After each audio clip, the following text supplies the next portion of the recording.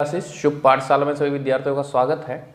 आज हम Indian economy का सेकंड चैप्टर भारतीय अर्थव्यवस्था 1950 से लेकर 1990 तक कैसी रही ये देखेंगे। इससे पहले जो पहला चैप्टर हमने डिस्कस किया था वो मैंने यूट्यूब पे अपलोड कर दिया है। सभी बच्चे पहले उसको देख ले, क्योंकि उस चैप्टर के बेस पे ही एक तरह से ये जो चैप्टर टिका हुआ है।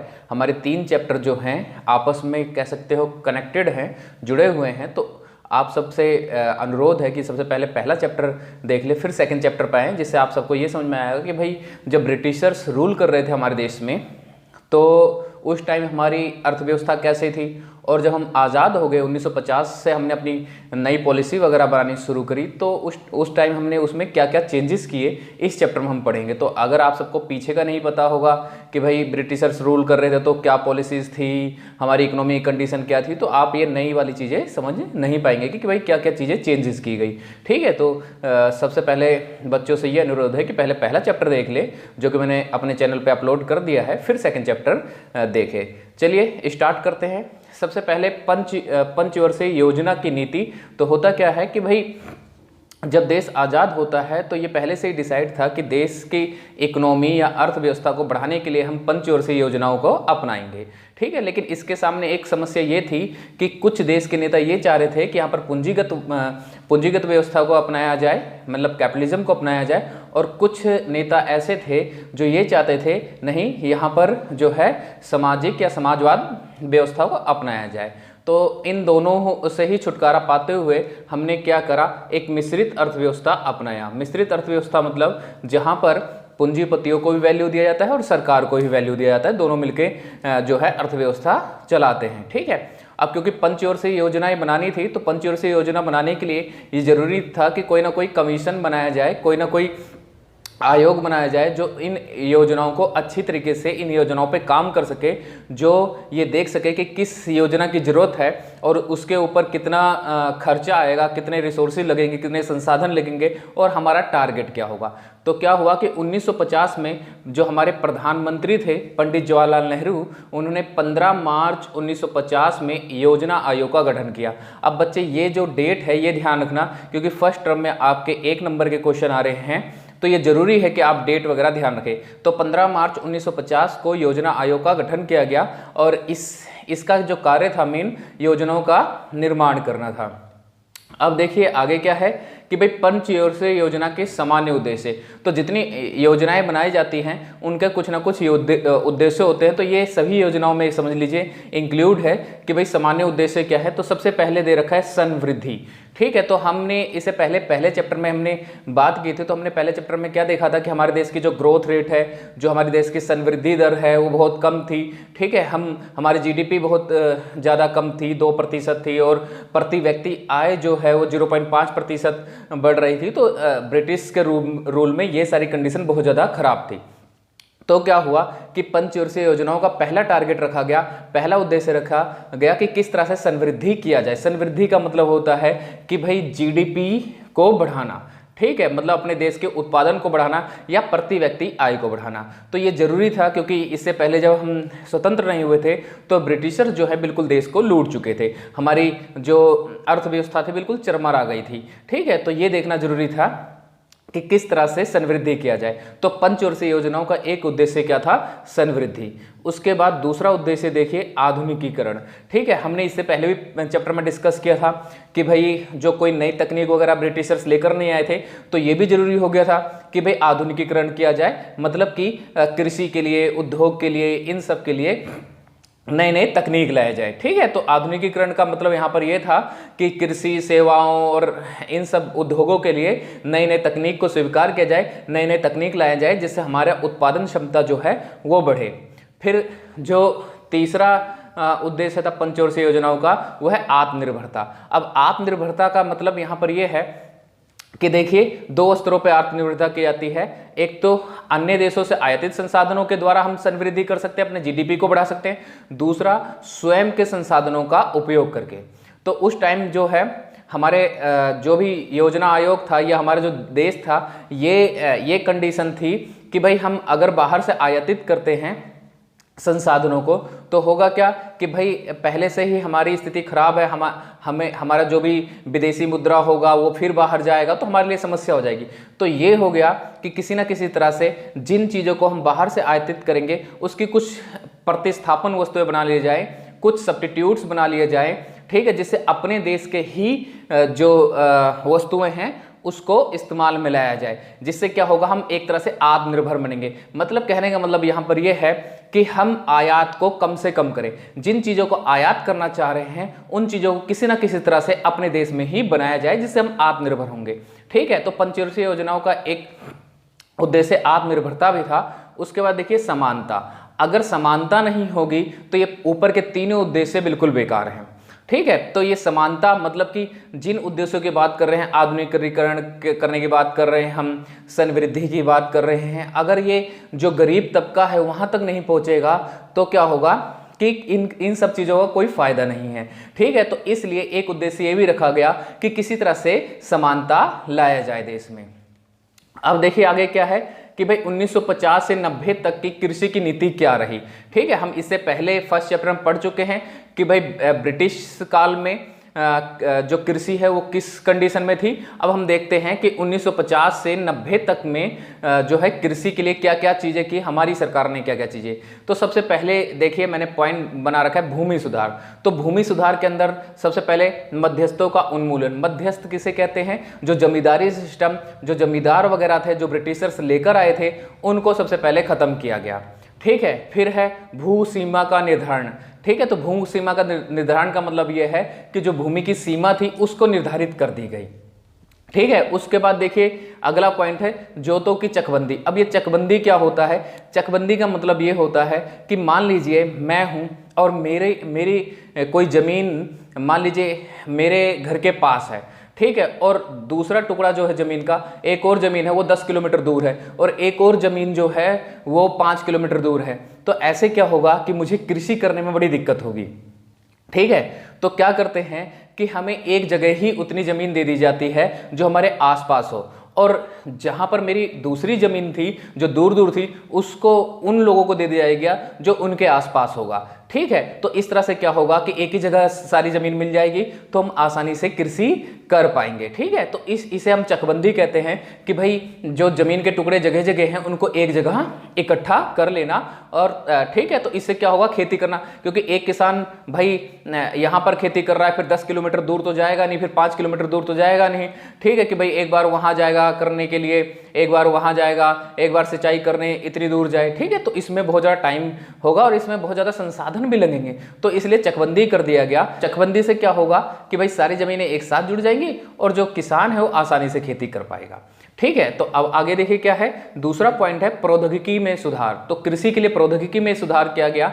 हमने देखा था फर्स्ट चैप्टर में कि प्रौद्योगिकी मतलब टेक्नोलॉजी बहुत ज़्यादा पुरानी थी, तो HYV सीड्स वगैरह लेकर आए, जिससे क्या है कि हाई यील्ड सीड्स कहा जाता है। तो इससे क्या है कि बहुत ज़्यादा जो है प्रोडक्शन होता है। फिर रासायनिक खाद वगैरह का प्रयोग किया गया। ठीक है, इससे पहले हम मैन्योर मतलब कि जो गोबर वगैरह से बने हुए खाद, इसका ही ज़्यादातर इस्तेमाल करते थे। हमारी परंपरावादी कृषि चलती आ रही थी। फिर कीटनाशकों का प्रयोग किया गया।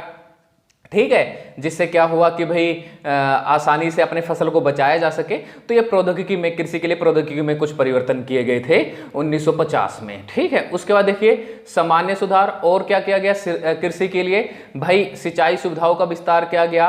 ठीक है, संस्थागत साख का प्रावधान किया गया। संस्था साख का प्रावधान का मतलब है कि गांव वगैरह में बैंक वगैरह ये सारी चीजें स्टैब्लिश की गई।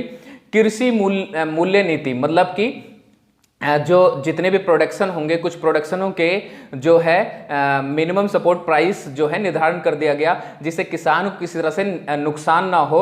अगर किसान की फसल नहीं बिक रही है तो उस मिनिमम सपोर्ट प्राइस पे, जितनी भी प्राइस डिसाइड की गई है, उस पर गवर्नमेंट उस फसल को खरीद लेगी। ठीक है, तो इसको कृषि मूल्य नीति कहा जाता है।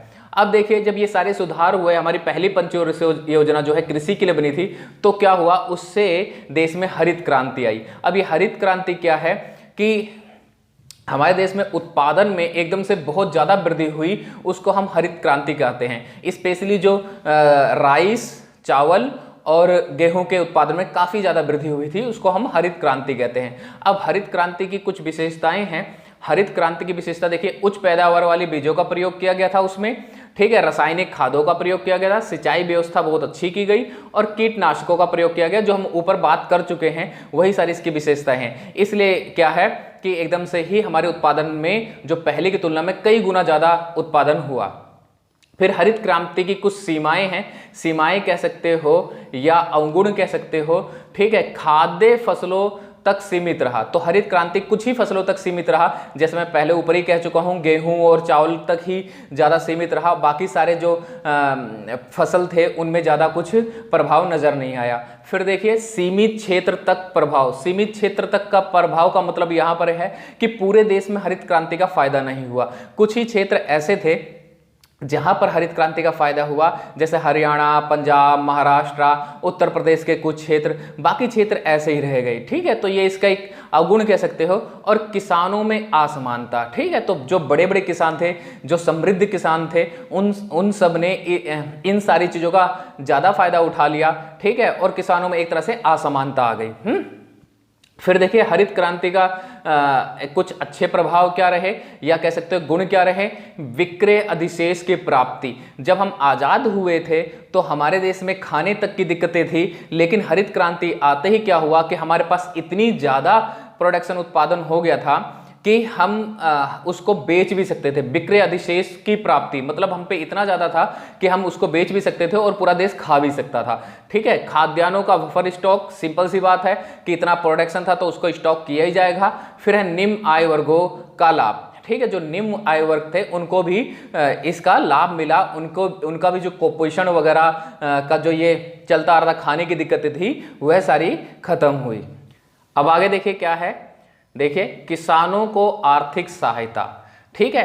तो देखिए आर्थिक सहायता, कृषि आर्थिक सहायता से तात्पर्य किसानों को मिलने वाली सहायता से। वो सहायता कैसे है भाई, पैसों के रूप में हो सकता है, ठीक है। होता क्या है कि मान लीजिए मार्केट में किसी ट्यूबवेल का प्राइस 5000 है, 5000 है, तो किसानों को आर्थिक सहायता देकर उसको 3000, 3500 में दिलवाया जाता है, जिससे वो अच्छे से उत्पादन कर सके, क्योंकि किसानों के पास पहले से ही क्या नाम है, गरीबी होती है, पैसा नहीं होता है, तो उनको आर्थिक सहायता दी जाती है, जिससे क्या हो सके कि बाजार में उनको जो भी तकनीक है, जो भी टूल्स हैं, उन सबके जो कीमत है वो कम कीमतों में उनको जो है चीज़ें मुहैया करवाई जा सके। अब इसमें कुछ पक्ष में तर्क हैं, कुछ विपक्ष में तर्क हैं। तो जो पक्ष में तर्क देते हैं वो ये कहते हैं कि किसानों को आर्थिक सहायता देनी चाहिए, क्योंकि अधिकांश किसान जो हैं वो गरीब हैं।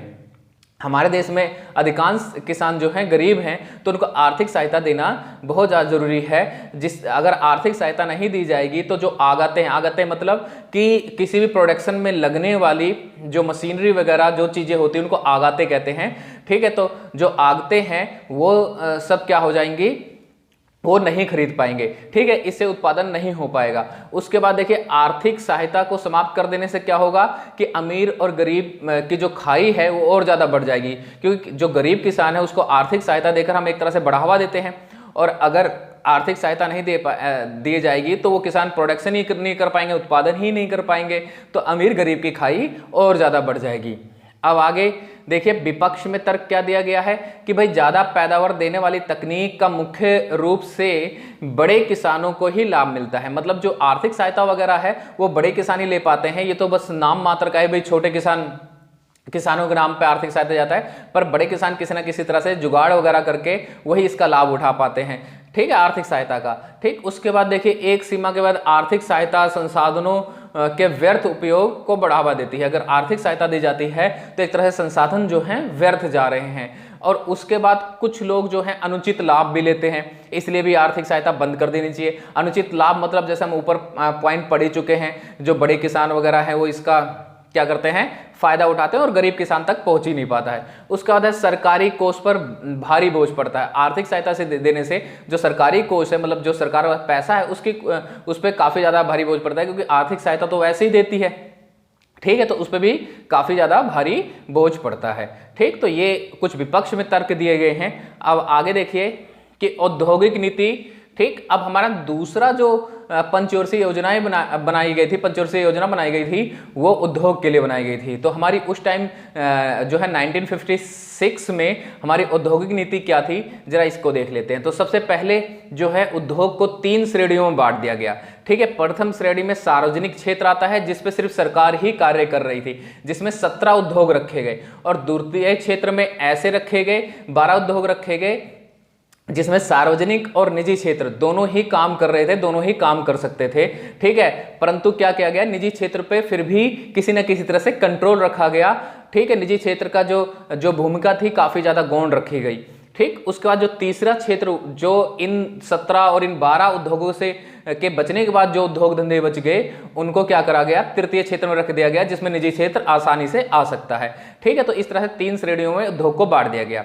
उसके बाद देखिए क्या है कि भाई उद्योग, छोटे छोटे उद्योगों के लिए भी लाइसेंस वगैरह लेनी जरूरी थी, ठीक है। छोटे छोटे उद्योग हैं उनके लिए भी लाइसेंस लो, तो मतलब एक तरह से लाइसेंसिंग सिस्टम कर दिया गया था कि भाई उद्योग चलाना है तो चाहे प्राइवेट है चाहे कोई भी है, उसको लाइसेंस लेना होगा। ये 1956 में इसको किया गया।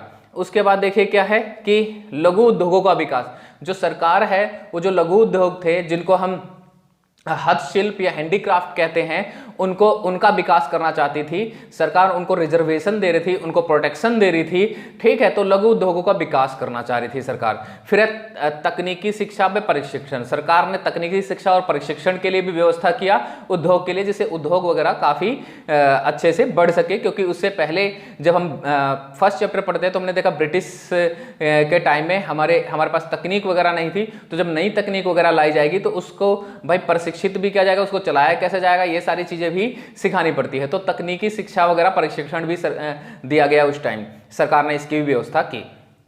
अब देखिए एक अलग ही पॉइंट आता है लघु उद्योग की विशेषताएं, क्योंकि लघु उद्योग पे बार बार प्रश्न आता है, तो इसलिए मैंने इसको अलग से एक पॉइंट और बना दिया है। तो इसकी विशेषताएं क्या है भाई, श्रम प्रधान तकनीक होती है, ठीक है। श्रम प्रधान मतलब कि इसमें मजदूर वगैरह ज्यादा लगते हैं, मशीनें कम होती हैं। स्वरोजगार, क्योंकि मजदूर ज्यादा लगेंगे तो रोजगार को बढ़ावा देगा, ठीक है। कम पूंजी प्रधान मतलब मशीनें वगैरह इसमें बहुत कम इस्तेमाल होती हैं, ठीक है, कम पूंजी। फिर आयात प्रतिस्थापन, ये आयात के प्रतिस्थापन होते हैं, जिन चीजों को हमें आयात करना है इसकी जगह हम इनको इस्तेमाल कर सकते हैं। फिर ये क्या होता है, निर्यात को बढ़ावा, ठीक है, एक तरह से ये निर्यात को भी बढ़ावा देते हैं। और आय का समान वितरण, क्योंकि लघु उद्योग में जो गरीब लोग लगे होते हैं उनको भी एक तरह से रोजगार मिल जाता है, ठीक है, उनका भी खर्चा पानी चलता रहता है। तो इस तरह से आय का समान वितरण होता है। फिर है उद्योगों का विकेंद्रीकरण करना। अगर सिर्फ बड़े उद्योगों की तरफ से ही ध्यान दिया जाएगा तो होगा क्या कि जो बड़े उद्योग हैं उनके पास ही सारे पैसे होंगे, जो बड़े बड़े उद्योगपति हैं, ठीक है। तो लघु उद्योग को बढ़ावा देने का एक मुख्य कारण ये भी था कि भाई उद्योगों का विकेंद्रीकरण हो जाए, जो छोटे छोटे उद्योग हैं उनको भी कुछ बेनिफिट मिल जाए, ठीक है। बड़े स्तर के उद्योग के लिए आधार, तो जो बड़े बड़े स्तर के उद्योग होते हैं उनके लिए कच्चा माल वगैरह देना भी लघु उद्योग का काम होता है। बहुत सारे लघु उद्योग ऐसे होते हैं जो उनके लिए कच्चा माल वगैरह बनाते हैं, ठीक है। इससे कृषि का विकास होता है, क्योंकि जो लघु उद्योग है ज्यादातर कृषि पे ही डिपेंड होते हैं, इनका आधार जो कृषि होता है, तो इसलिए कृषि का भी इससे विकास होता है। अब आगे देखिए लघु स्तरीय उद्योगों की समस्या क्या है। सबसे पहले है वित्त की समस्या, मतलब पैसों की समस्या होती है, छोटे छोटे गरीब लोग इसको कर रहे होते हैं। कच्चे माल की समस्या, अब पैसे की समस्या है तो कच्चे माल की समस्या होगी, क्योंकि कच्चा माल तो फ्री में मिलता नहीं है, लाना पड़ता है।